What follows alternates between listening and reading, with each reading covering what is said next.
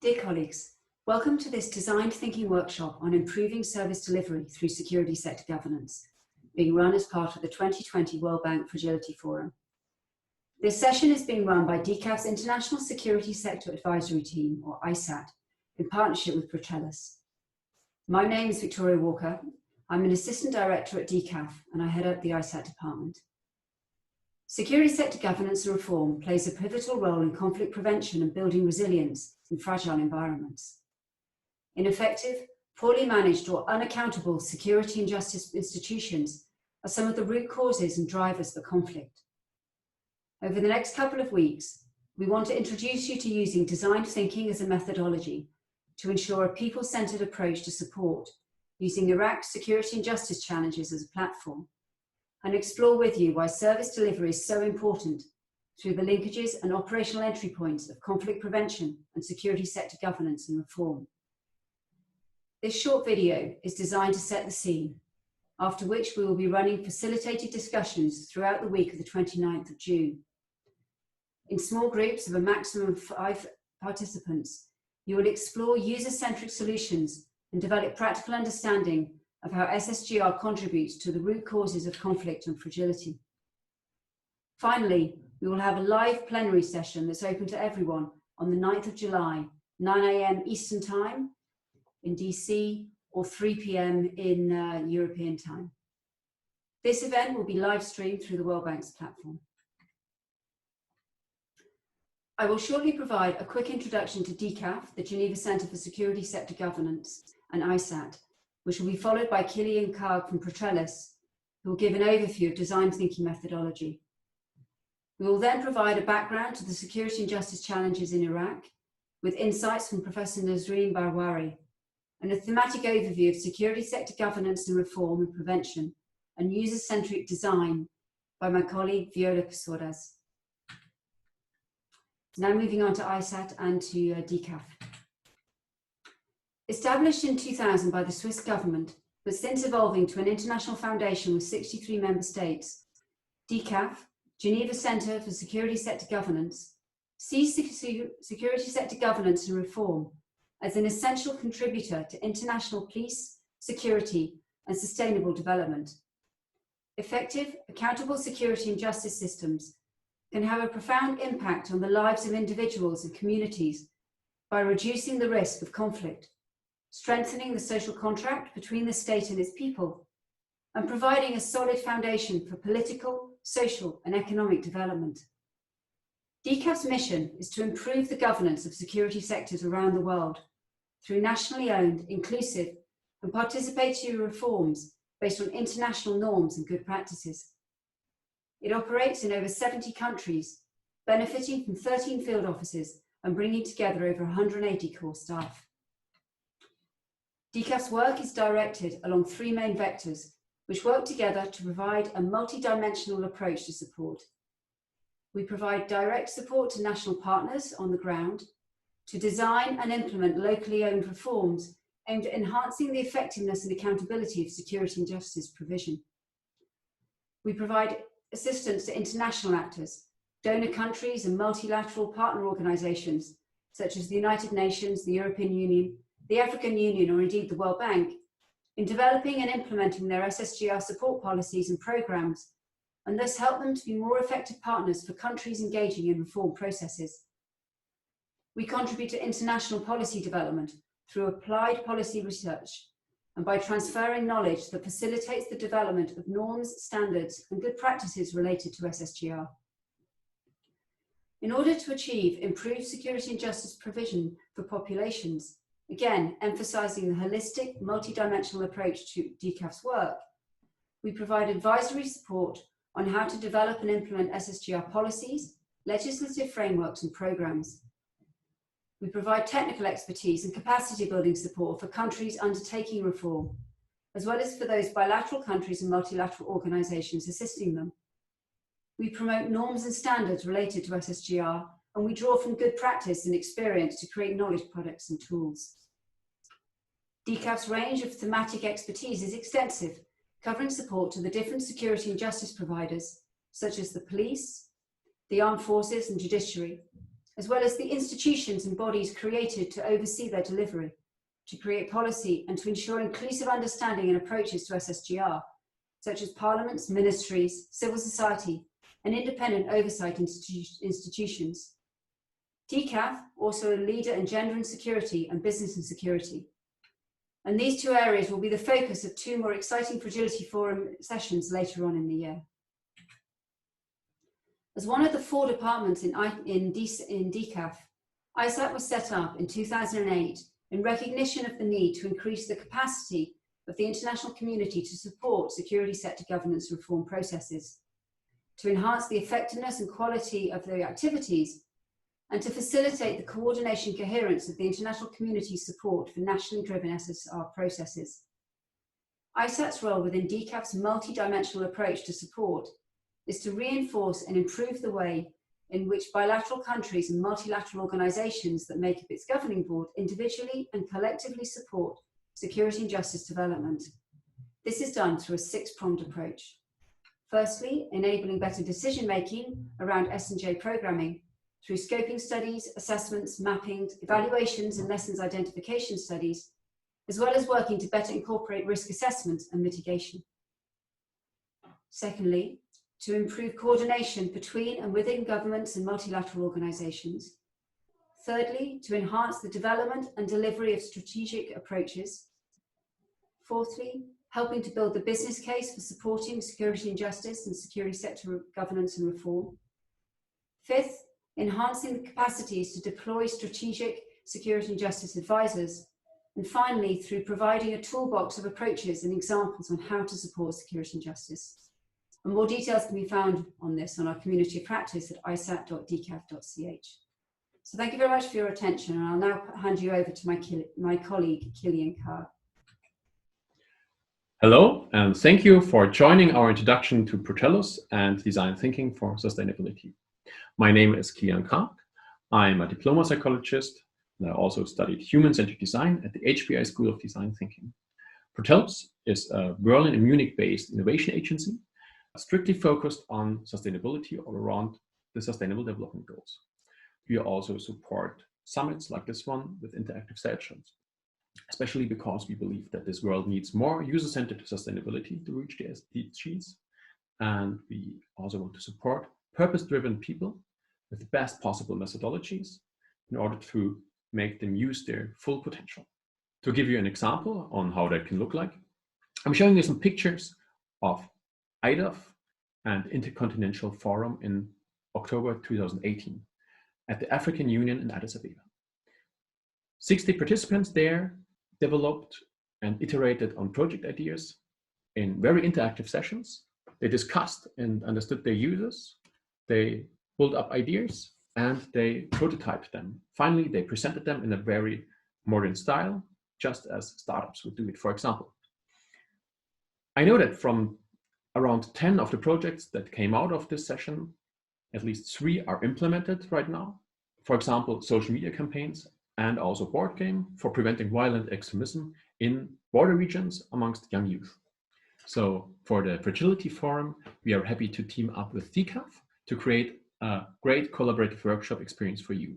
Same as already planned for the offline event in Washington, DC, we now invite you to join our Design Thinking Inspired session in a remote setting. We took the most valuable aspects from our methodologies and the toolsets. And in this session, you will also learn a little bit about design thinking for sustainability and get into a mood of collaboration. So we're going to be fast-paced, we're going to work step by step, we're going to work in teams, and we still have no claim to be exhaustive. So for some of you, it might be a new thing, but I guess most of you either heard about human-centered design or you even used it before, as it is kind of state of the art in most of the bigger organizations already. Also in the development sector. What is it for those who haven't heard about it that much?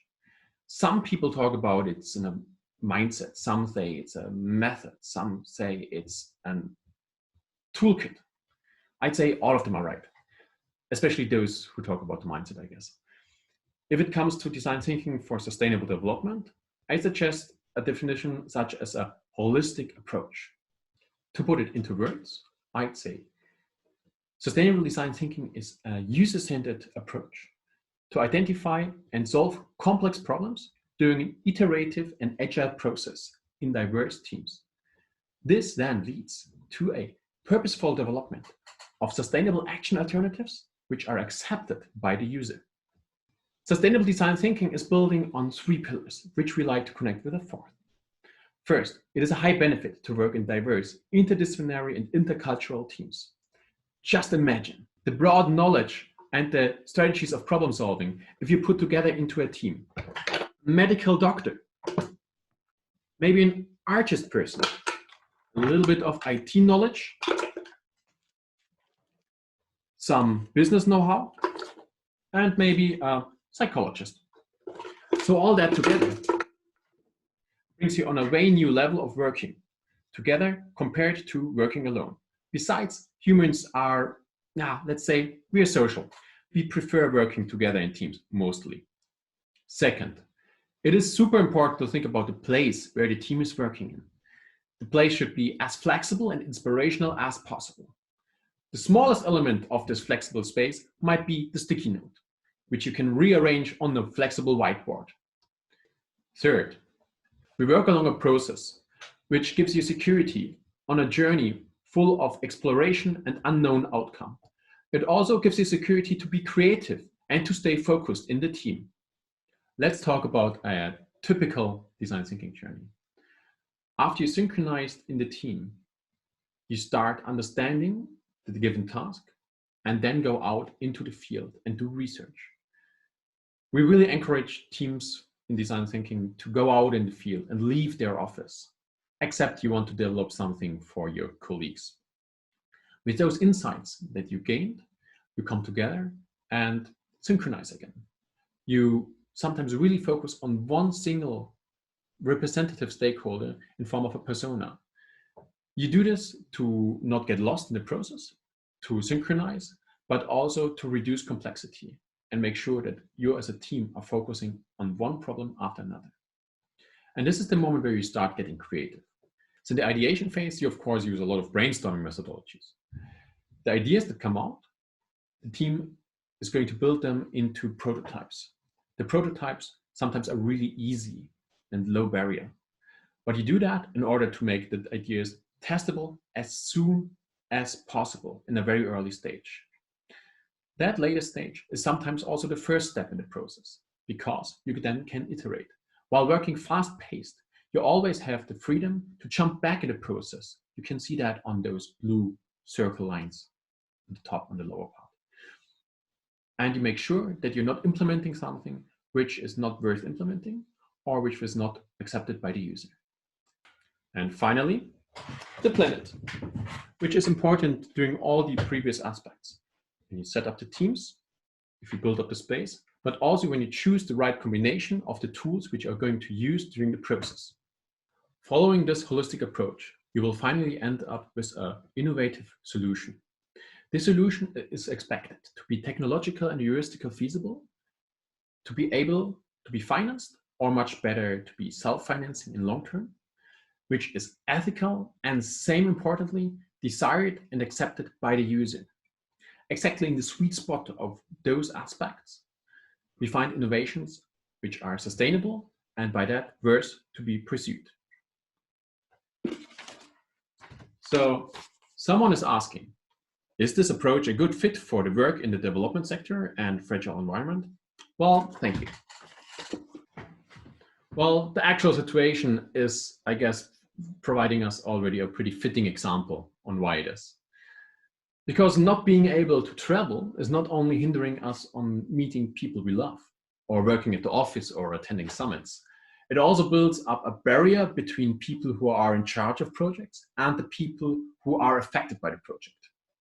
As you all know, especially in development work, it is highly necessary to be in contact and to understand those who you are developing for or with. For this, design thinking with its mindset and its tools deliver great possibilities to do this, even in times of travel restrictions. Just as one example, cultural probes, such as video logs or diaries. Additionally to the interviews that you maybe conduct via Zoom, but also in other temporary or long-term situations, which are causing that it's not safe to travel, or maybe when visa problems occur during a travel, before a travel, or maybe even after a travel, it will be highly valuable. We all know that sometimes people think that development work is not as cost effective as it should be, especially because it doesn't match with the reality in the end. To avoid something like that, you can use the design thinking approach in two styles of working. Both work very well, and you can also combine them very well. Of course, in the best case, you can also develop together with those who are either very close or are even users themselves in the end. Design thinking definitely also fits to this style of work. But design thinking, by that, can also be understood as a participatory design with a huge additional benefit compared to classical participatory design. Because whenever there is absolutely no chance to involve the user in person, or for example, if your project design requires working in a closed setting of design thinkers, which are then less biased if it comes to the topic, you will always have the user still in mind. Of course, you cannot leave out the live interaction during the observation phase. There you either conduct the interviews, or at least you have further informations which are written down, which you collected before. And during the testing phase, you of course have to check it with the users to get some real feedback. A smart combination of both settings finally have great benefits. Also from the agile and open approach in general, there come benefits. Starting from reducing costs for traveling and staff, and also being less dependent on physical presence of users during the user-centered design process, which makes also a lot of CO2 reduction if you do not have to fly all the time. The projects are also less limited on the support of regional persons that are maybe elite users more than real target users. By smart stakeholder engagement in the process, of course, you maximize the ownership in the results and maximize chances of acceptance. Also, you speed up the process if you really work fast-paced, as we are really used in design thinking. As my time is almost over, I want to remind you on the testing phase. Testing in design thinking does not mean going into trial sites or small-scale projects. You, of course, do that also and support it. But it's about getting early-stage user feedback before spending higher loads of money at all. Because in the end, the humans are those who decide about success or loss of a project, not the calculated numbers. So thank you for joining us, and feel free to contact us with further questions. I'm looking forward to meet you on the interactive session. Thank you also to the World Bank, taking this challenge as opportunity to setting up a new path for a better future, just as sustainable design thinkers do. Hello, my name is Nasreen Barwari and I'm joining you from Iraq. I now speak to you from Dahok, my hometown, which is in the farthest north of Iraq, close to the border with Turkey. I'm an associate professor of good governance and planning. I lecture at the University of Dahok. Before that, I used to be the Minister of Reconstruction and Development in the Kurdistan Regional Government. And during regime change in 2003, I was appointed as the Minister of Municipalities and Public Work, in charge of the reconstruction of the country, but also guiding the provincial councils and local governments in the new decentralized law that was established.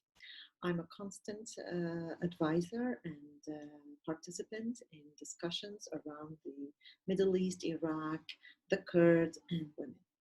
Today, I'm very glad to join you in sharing some of the challenges that Iraq is facing in the security and justice sector. So to start by introducing Iraq, my country, which is a country of 39 million people, 1.5 million of them are internally displaced people. Adding to that, a portion of refugees from Syria, which were both caseload generated due to the impact of ISIS infiltration into Iraq and control of a third of its land by 2016. Based on World Bank documents, Iraq GDP is around 224 billion US dollar, within a growth rate of 4.4 as of 2019. Our growth is mainly relying on the crude oil production. Unfortunately, years of conflict and war and lack of stability has impacted the economic sector and prevented Iraq from restructuring its economy by diversifying it. For example, agriculture sector and tourism could be two good sectors to rely on, but unfortunately the country is relying on oil, which makes the economy very unstable and subject to the shocks and volatility of the oil market.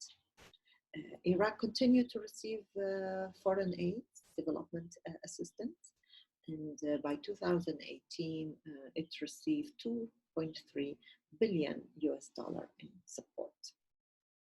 The overall situation, if we try to speak about it, since the defeat of ISIS in 2017, which was possible due to a global coalition, this same global coalition continued to be involved in Iraq to help rebuild the capacity of the Iraqi security forces.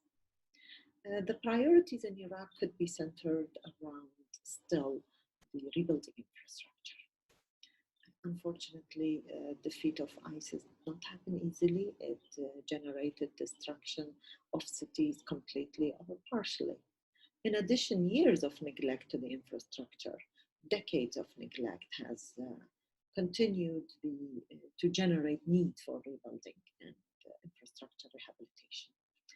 Reestablishing security and stability is also one of the pillars for the recovery of Iraq, which is also lacking. Providing services to the people who decide to return to the places of origin.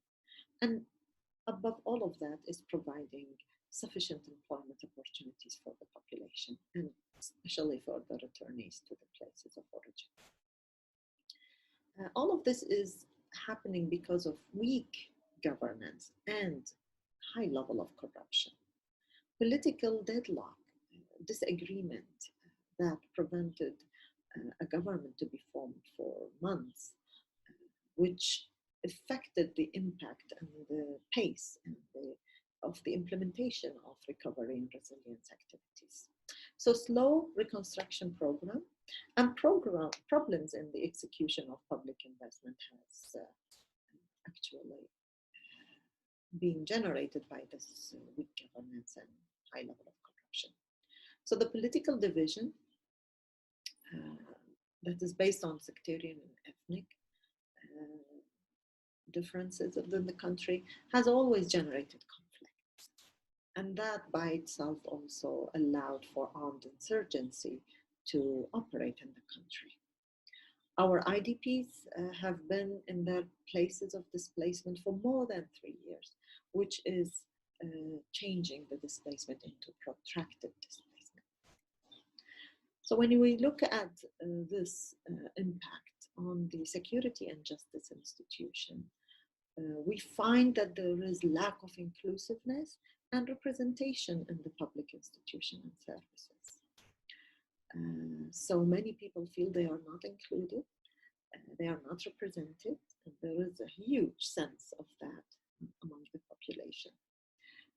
People feel there is, not only people, but also report has been proving that there is high level of corruption. If I am a citizen with an issue to complain about, I would not know the mechanism. And even if I'm aware of the mechanism, I will be very careful before complaining. So there is a sense of secure risk in complaining, in addition to mechanism that might not be in place. There is a weak structure in the public and financial management system, which is, of course, impacting the expenditure.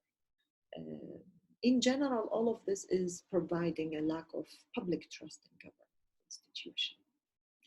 And with the rise of extremism, and the spread of violence, and then the impact of regional rivalries and their infiltration or their interference in Iraqi affairs through their proxies and militias.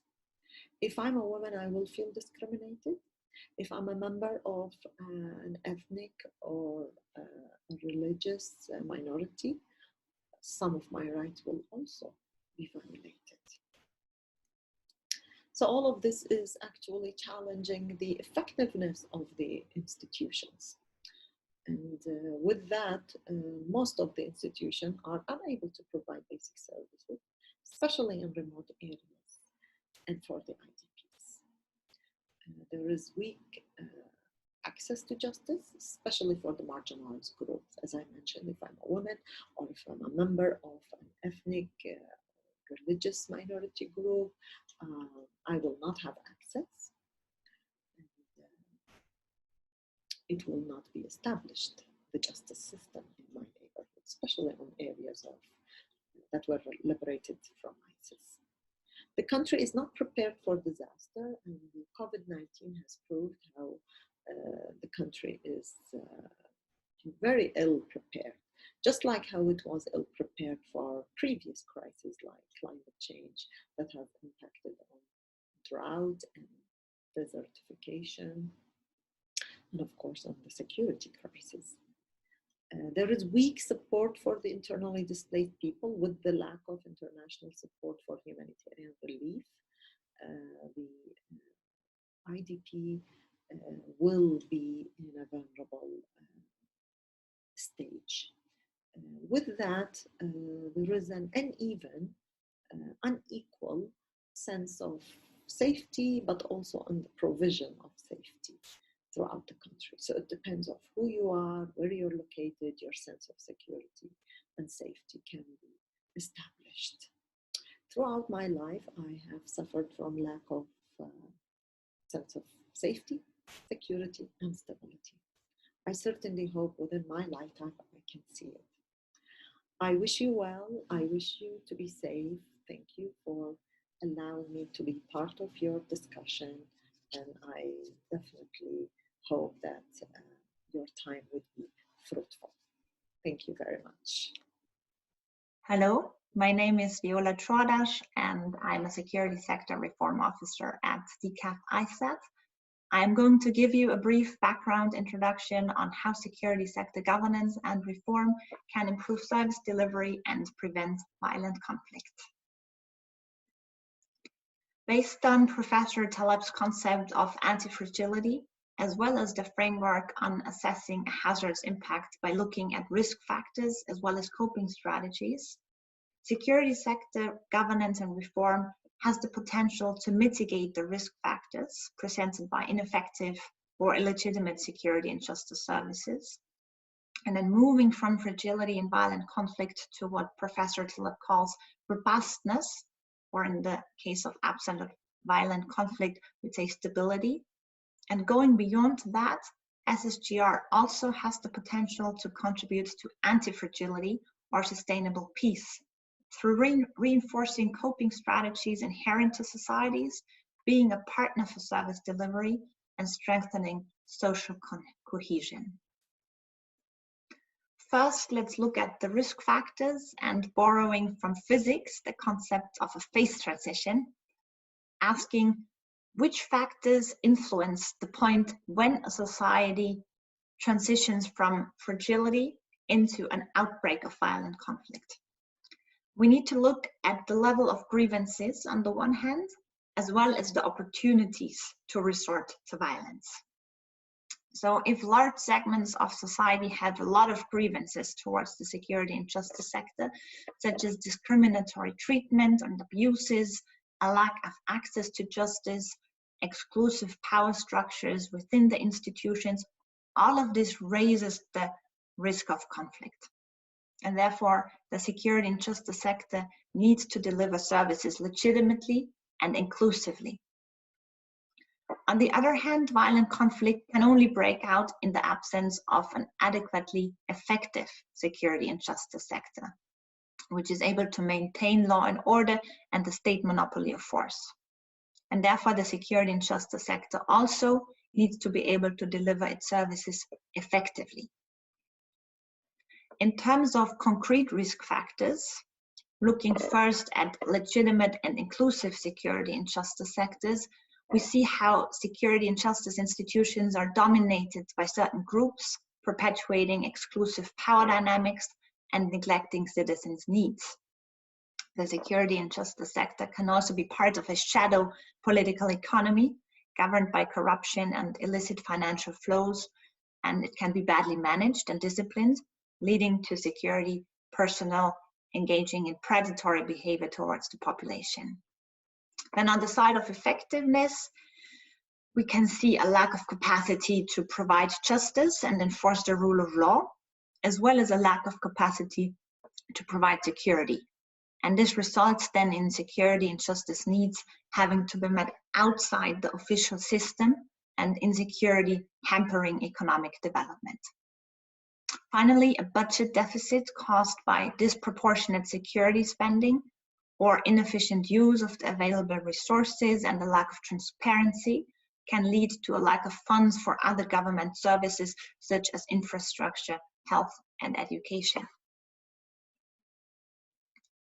On the side of the coping strategies, SSGR can reinforce resilience and coping mechanisms within society, such as community-based conflict resolution, justice mechanisms, or civic engagement, and hence making the security and justice actors partner to these societal structures for jointly delivering services and strengthening the social contract and social cohesion in a way that the society is stronger to react to future shocks and to avert conflicts because of these shocks. To bring it all together into the framework of the SDGs and SDG 16 in particular, as well as the Sustainable Peace Agenda, a legitimate and effective security and justice sector that also acts as a partner reinforcing pockets of resilience can contribute to legitimate stability and sustainable peace. And now going into the practical and the program level and looking for entry points for reform, we're breaking down the legitimacy pillar into looking at how the security sector is governed, as well as how is it overseen and held accountable. And then on the effectiveness side, we're looking into management and capacity.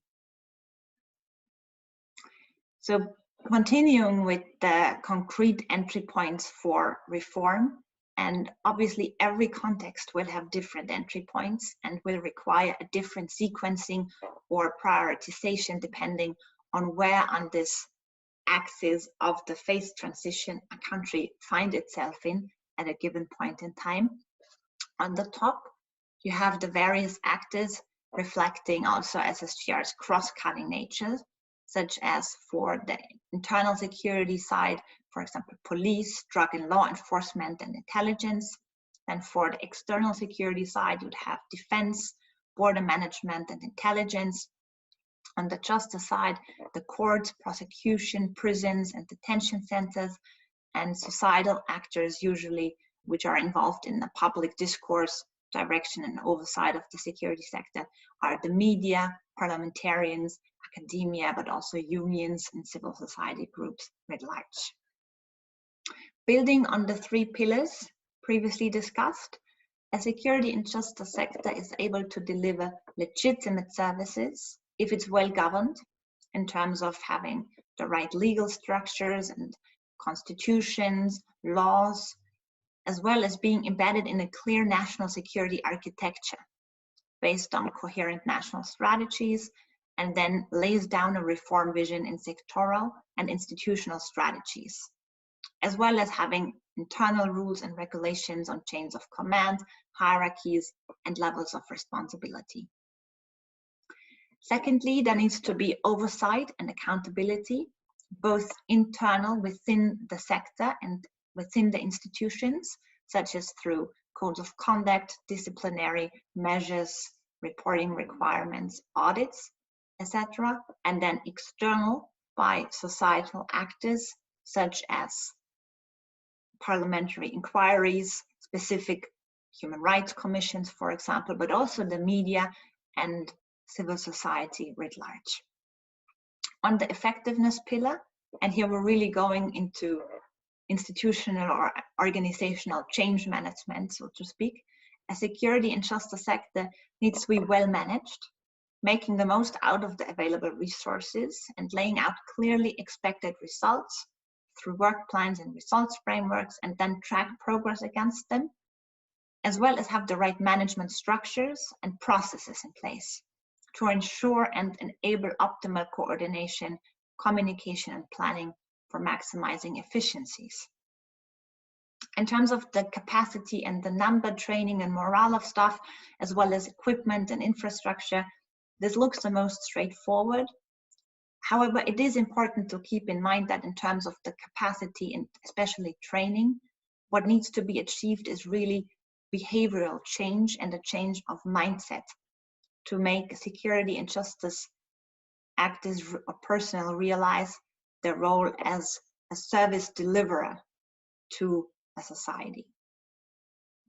Finally, in terms of the security and justice sector, reinforcing pockets of resilience and capacities for peace, the question arises how the security and justice actors engage with existing mechanisms, such as reconciliation and transitional justice, mediation, alternative dispute resolution, but also reintegration and civic engagement, such as civil defense volunteers. Thanks to all colleagues for your very interesting interventions. My name is Camilla Arvatsson and I'm a project assistant within ISET. I will do some concluding remarks and also explain the way forward. As explained by Mrs. Victoria Walker in the beginning of this session, this video aims at setting the scene and is one out of 3 parts of this virtual workshop. You have now learned about the linkages between security sector governance reform and conflict prevention, as well as design thinking as a methodology and the security and justice challenges in Iraq. In the next step, we are facilitating solution labs or group sessions with each up to 5 participants. In an interactive way, we will explore user-centric solutions and develop a practical understanding of how service delivery can be improved by security sector governance. This will be done using case examples from Iraq, showcasing a variety of challenges. The information in this video will as such tie together and serve as a basis for the discussions in these group sessions. The group sessions are taking place throughout the week of the 29th of June. The registration is open and you can find all information on ISET's website. There are multiple sessions available, but you would only need to sign up to one of those. The overall session will conclude with a live plenary on the 9th of July at 9 a.m. Eastern Time. This event will be live streamed throughout the World Bank's platform and open for everyone.